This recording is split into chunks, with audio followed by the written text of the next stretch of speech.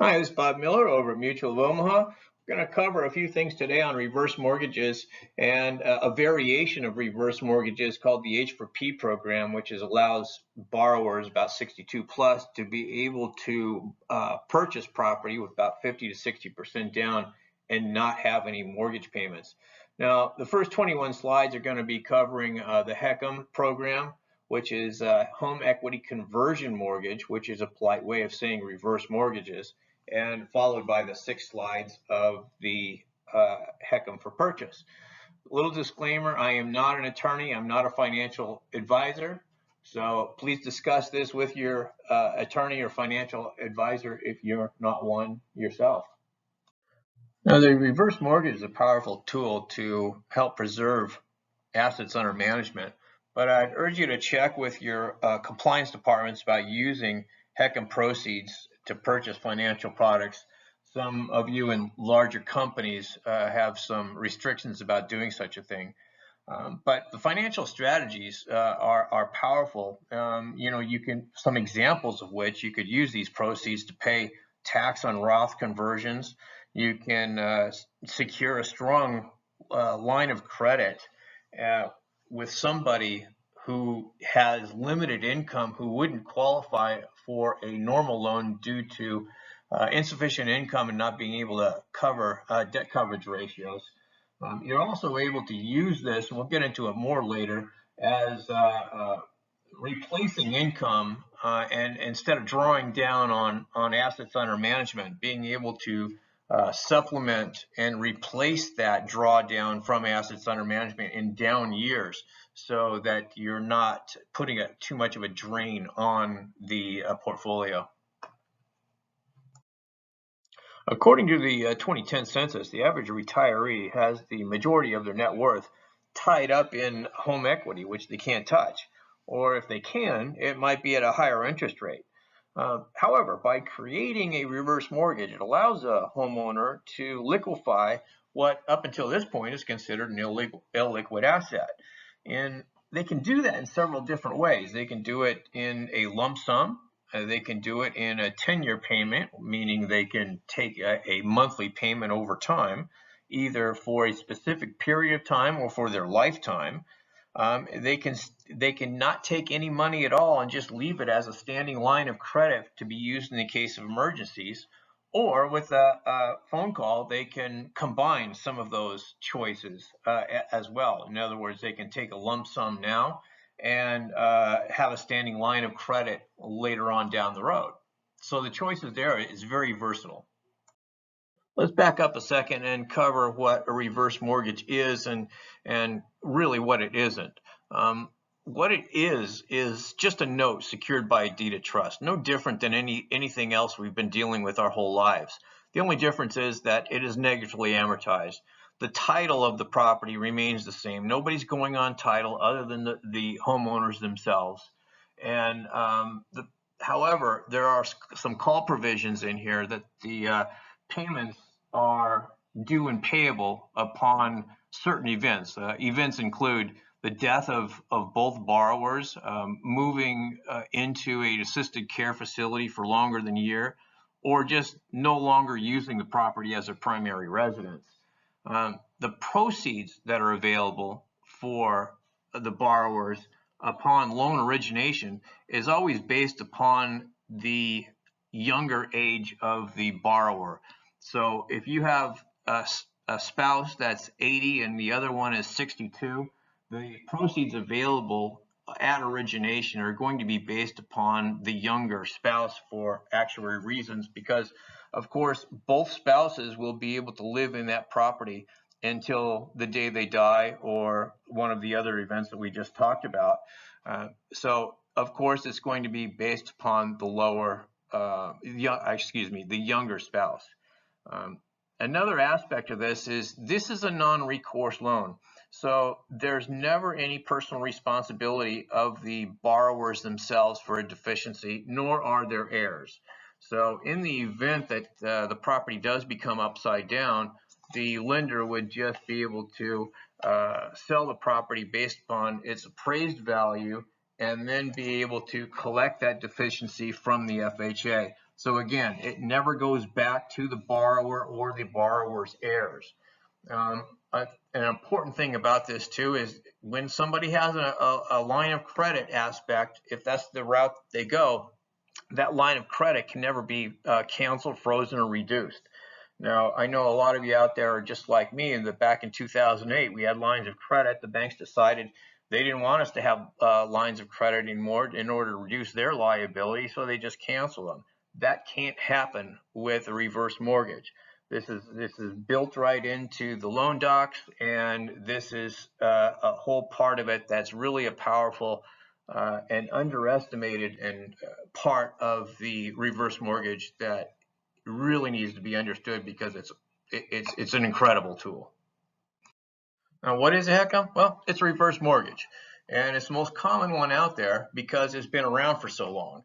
You know, their FHA loans are fully backed by the U.S. government. They're non-recourse, so there's never going to be a deficiency against the borrower, their estate, or their heirs in the situation arises where they end up owing more money on the property than what it's worth, because the lender is just going to be able to collect on the FHA insurance. Now, one of the best aspects of a reverse mortgage is this line of credit that's involved here. And this line of credit also has a growth rate in it that is equal to the loan rate.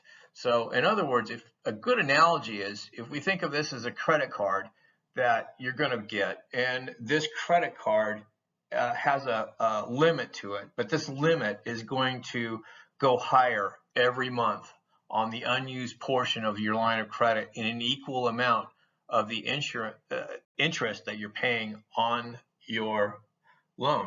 So this is an excellent idea. This can never be frozen or taken away, and we're going to get into more of that a little bit later.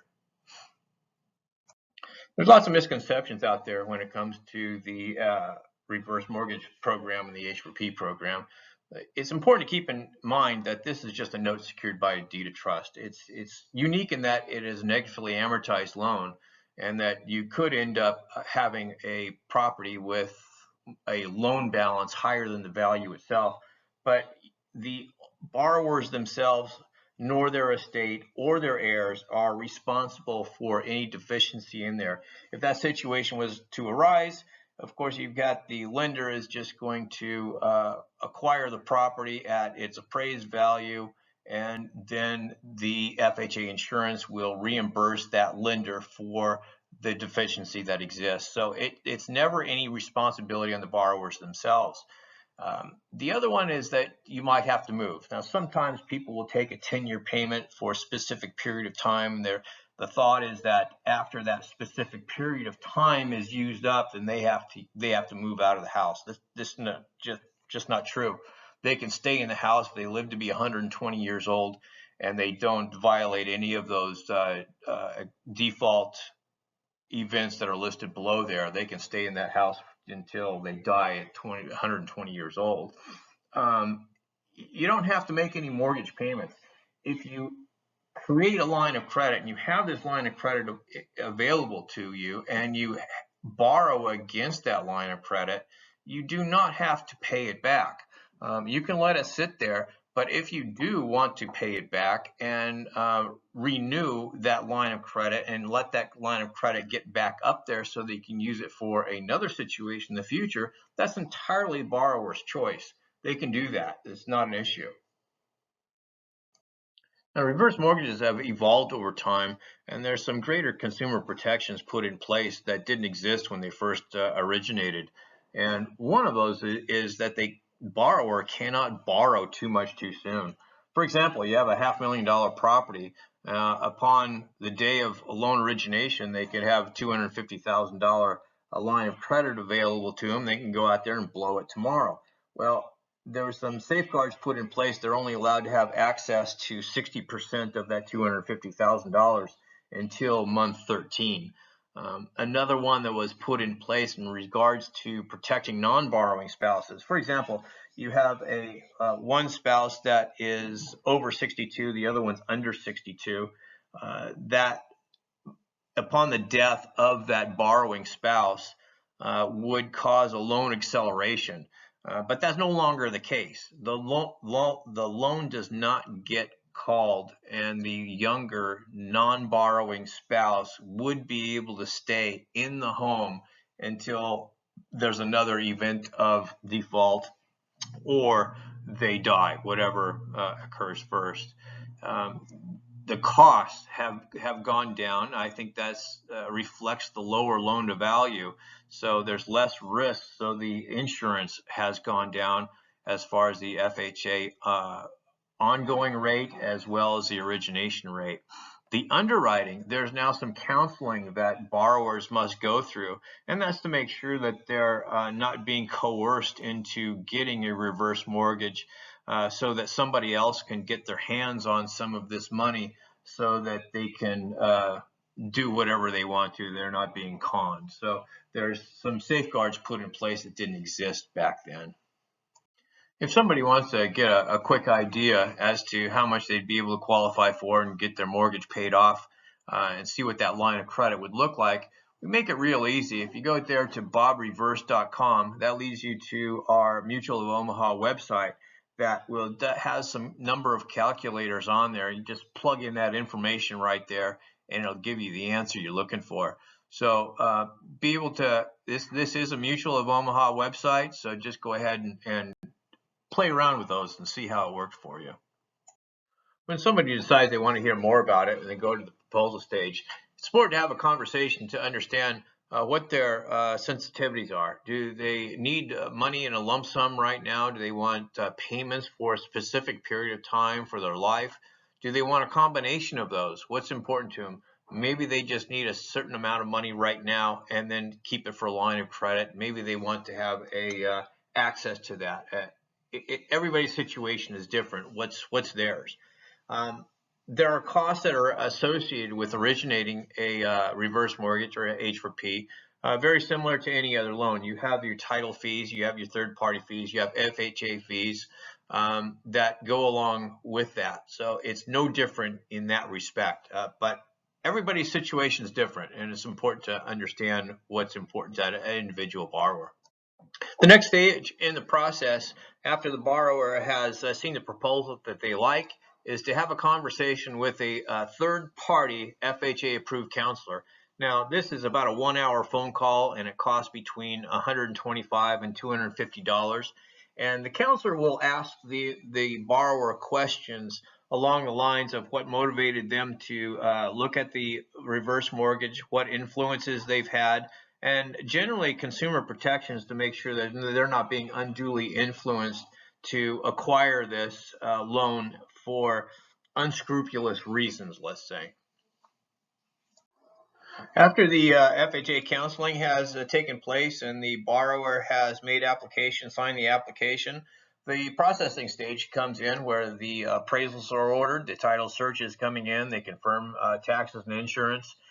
They're also looking at some minor income requirements that would be satisfactory to make sure that the borrower has enough money coming in to be able to take care of the taxes and insurance. Borrower or the lender might want to escrow the taxes and insurance, referred to as a LISA or life expectancy set aside. That would be an escrow account to pay for those taxes and insurance. That's rare, but it does happen sometimes, and sometimes people choose it. Once all the verifications have been done by underwriting, they're given clear to close. Closing occurs just like any other mortgage. If there's any existing loans to be paid off, they get paid off with the HECM proceeds. And if the borrower chooses to have some funds available at close of escrow, they're paid at close of escrow. Now we get into the fun part about it, discussing some effective HECM strategies. The first one, of course, is alleviating stress on a portfolio by eliminating your principal interest payments on an existing loan. You know, so many people are going out there and refinancing a loan in order to get a lower monthly payment. But why not just use a reverse mortgage and pay off that existing mortgage payment and have zero payments? Now, there's a lot of savings right there.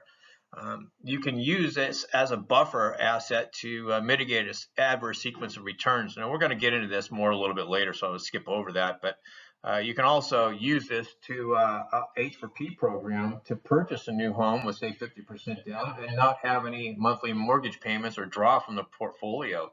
So you can reduce your portfolio draws without having sacrifice spending. You can say create an annuity.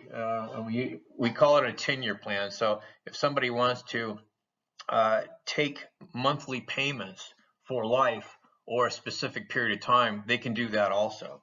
It's very versatile. But this is also a hedge against inflation, deflation, unexpected expenses.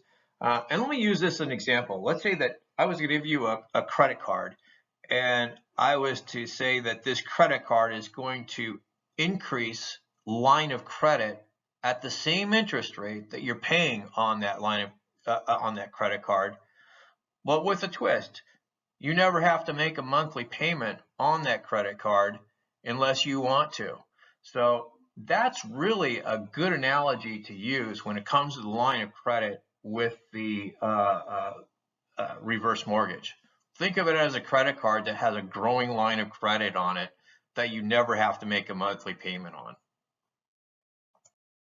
In the next few slides, we're going to be going over a strategy put together by Dr. Wade Pfau. He's got a doctorate in economics as well as being a chartered financial analyst about how to mitigate the sequence of returns risk over a portfolio's lifetime. And get a little disclaimer, that's not Wade Pfau in that picture there. Now, Dr. Pfau put together several scenarios, and in this one, it's about replacing mortgage with a HECM.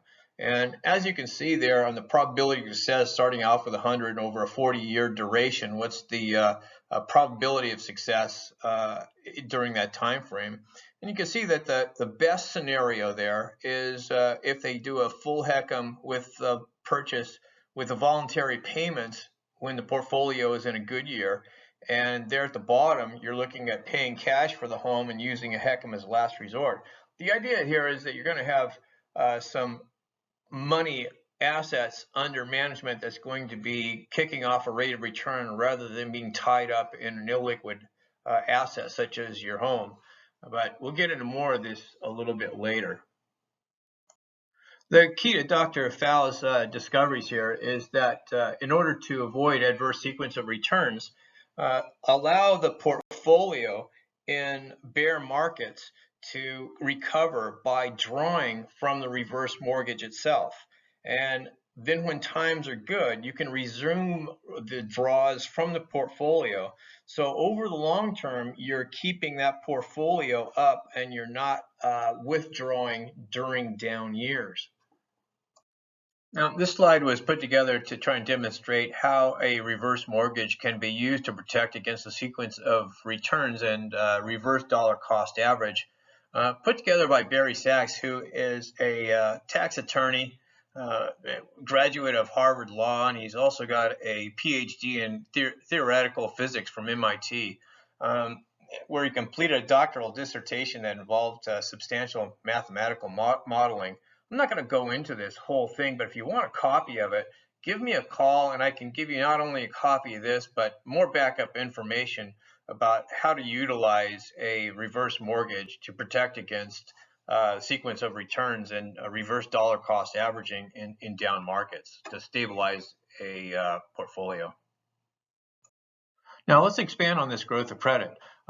As you can see, these blue bars there, that assumes a valuation of $400,000 property with a 4% home appreciation rate over a 30-year period of time. And the lines in there represent various interest rates on a line of credit. So you can see that it's quite possible that you can have a line of credit that exceeds the value of the property. And that line of credit, remember, can never be frozen, canceled, taken away, reduced at all.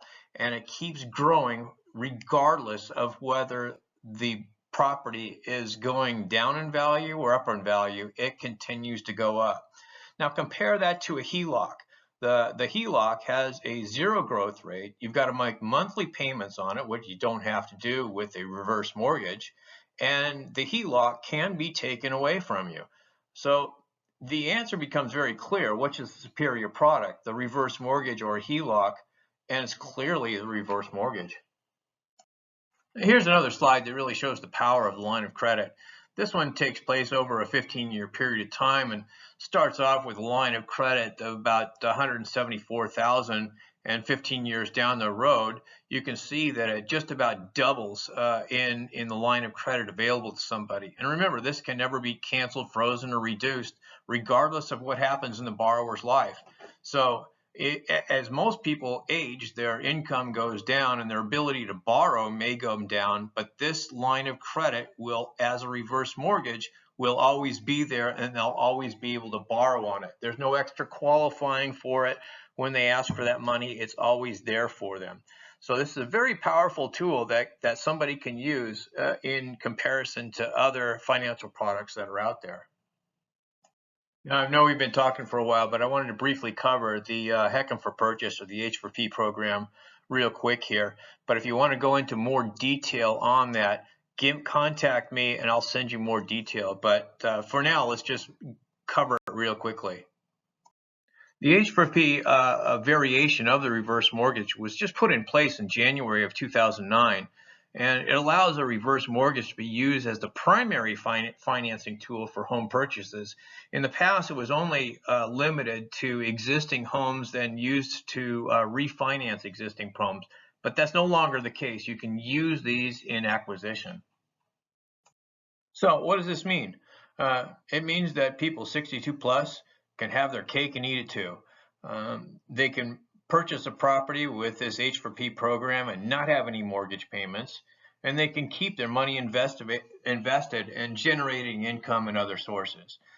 Once it's understood, it really becomes clear that this is a powerful tool that can be used both for purchase property as well as asset management.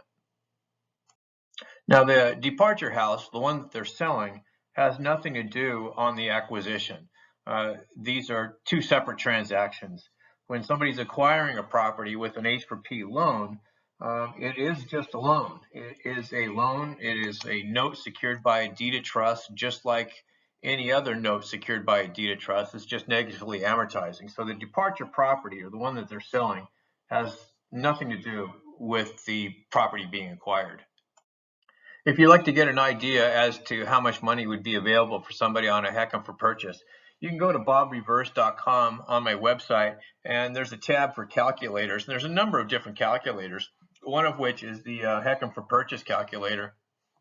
The interest that is being charged on this exact example is a little bit high in comparison to today's rates at the time I'm making this recording.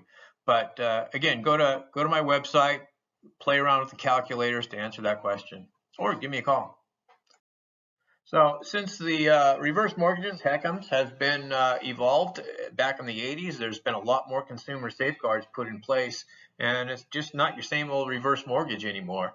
They eliminate any required monthly debt service, so it frees up people to use their existing income for other purposes, and that line of credit can be used to replace portfolio draws in bear markets to mitigate any sequence of returns risk. It can provide cash flow in retirement in the same way an annuity could, whether it's in a term payment or a lifetime payment. It's a borrower's choice. It can improve the retention of investable assets because, of course, you're not, if you're going to be buying a property and you're not going to be spending all your money on an illiquid property, you have that money available to invest. And again, you can make payments on that line of credit, or you don't have to make payments. It's the borrower's choice. And this is an FHA program, fully insured, backed up, and it gives people the freedom of financial power to take care of life's unexpected problems that might come up, whether they be something medical or whether it be something that is an air conditioner blowing out or something other issue in your life, or you just want to be able to give some money away to your grandchildren or children. That is entirely your business.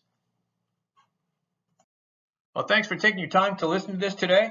I hope you found it informative.